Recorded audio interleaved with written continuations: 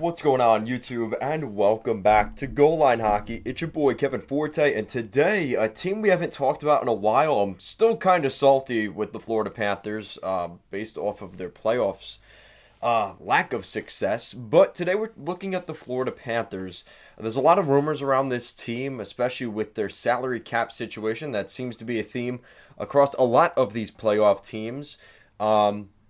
Yeah, I mean, the Florida Panthers need to move cap space, and these two guys in particular seem to be linked elsewhere. They seem to be the guys that are the most likely on their way out of Florida. So we'll take a look at that today. So let's start off from the rumor from Frank Seravalli a couple of weeks back. Patrick Hornqvist is no longer a player that the Panthers can afford to keep.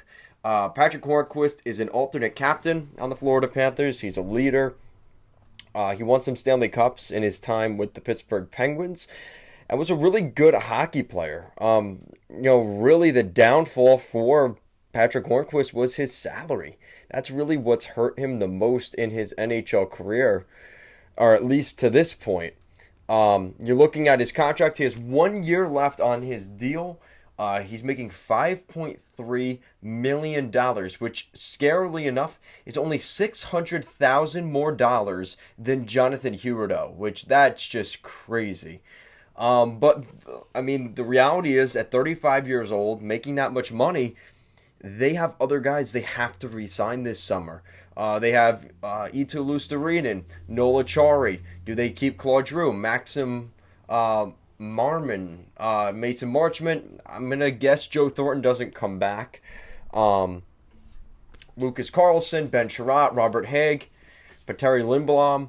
But the biggest problem is next year. They have some big guys coming off the books next year, and they need that cap space. Mackenzie Weegar's deal's up. Radko Gudas, probably not the worst thing. Spencer Knight, that's kind of a big one. And we're going to get to that in a second. Spencer Knight and Jonathan Huberdeau up front, their contracts expire next year. Really, the big ones are Weegar, Spencer Knight, and Jonathan Huberdeau. Now, the thing with Hornqvist is he does have a modified no-trade clause, so there's a little bit more to this.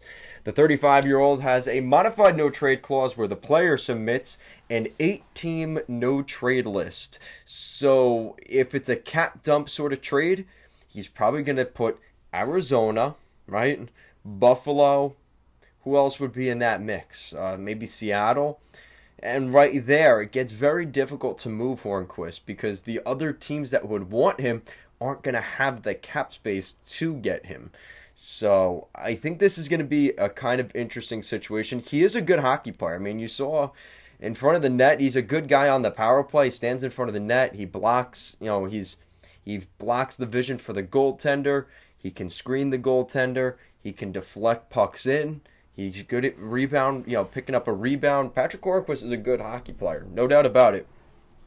But again, at that $5 million price tag, at 35 years old, I think the Florida Panthers will look to go elsewhere. So again, more reports on Hornqvist getting traded from Frank Seravalli. Now, this is the really interesting one, and that is Sergei Bobrovsky. So, from Nick Kyprios, he says the Panthers are shopping Sergei Bobrovsky hard and are willing to retain 50% of his contract. This is a huge development, and oh my God, my dog just farted, and it's awful.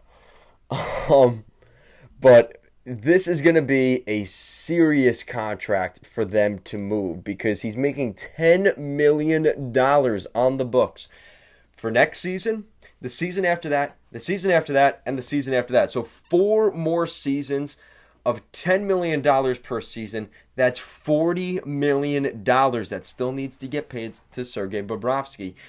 He has a full no movement clause, which makes things even more difficult. So even if they do find a team that some miraculously make a trade for, he still has to sign off on it. Now the thing is, if Florida is willing to go to that 50% savings, it would put him right in the margin of a market of a a starting goaltender's salary in the NHL, which the average salary is right now, the going rate is between $5 to $7 million, 5 to 6. So if they cut that $10 million in half, they eat half of that. It's still $5 million the Panthers are paying for a guy not to be there. That's crazy, right? But again, that's the reality of the situation. But again, that does put him more into the market. So if a team is interested, they could do that, right? If they like Bobrovsky at $5 million, I do think the Panthers can move him this summer. I absolutely think that's on the table. And it does make sense for them, right? Because they save $5 million still. It's just they're also paying $5 million to not have them there either. So it's like, it's one of those things. Would you rather have him for $10 million or eat half his salary for $5 million and get rid of the other 5? And then if you also get rid of Hornqvist, that's over $10 million of cap space that the Florida Panthers magically get out of nowhere, right? Out of thin air. So that could be really huge for them. The problem is, though, they aren't going to have much leverage in a Bobrovsky trade. So chances are, because teams know it's a cap dump. But I'll talk about this in my Capitals video, but the Capitals have been very interested in Sergei Bobrovsky.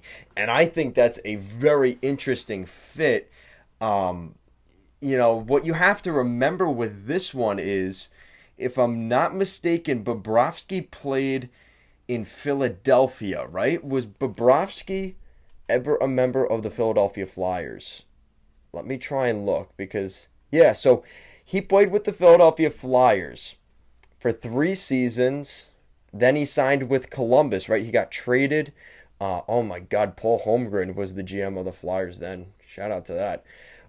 But if I'm not mistaken, was Peter Laviolette the head coach of the Philadelphia Flyers during that stretch of time? I do think he was. I think that's the real connection here between 2010 and 2013. That does line up.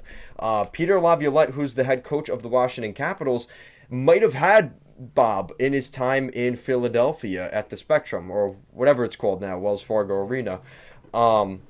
So I think there's something to be said about that. I think that's a pretty strong rumor if they really do like Bobrovsky. He was good this year. I mean, playoffs, you can't even really blame him for the playoffs. The team just wasn't very good. But Bobrovsky had a very good bounce back season this year. The problem is it worth taking the gamble of paying him $20 million over the next 4 seasons?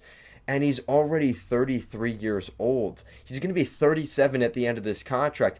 How many more years of what we saw this year does he legitimately have left? Is this a blip on the radar and he ends up struggling wherever he goes? We saw the first year of that contract with the Panthers. He didn't look very good, right? So he's already in this contract, had a little bit of a rough start. So I don't know. I do think this is very interesting. But again, if they're willing to retain 50%, the Panthers do have a lot more options there. And I do think there could be something to be said about Bobrovsky wanting to go to the Capitals, right? Playing with Ovechkin, Kuznetsov, Carlson. They won the Cup in 2018. You have a former head coach, Laviolette, right? So I'll keep you guys up to date on that. But I think that was a very interesting little thing there. So that's it for today's video, guys. Let me know what you think in the comment section down below. A little bit of armchair GM. Where would you like to see the Florida Panthers create some cap space? What contracts can they move? What trades can they make? Let me know. Thank you so much for watching, and let's go Panthers.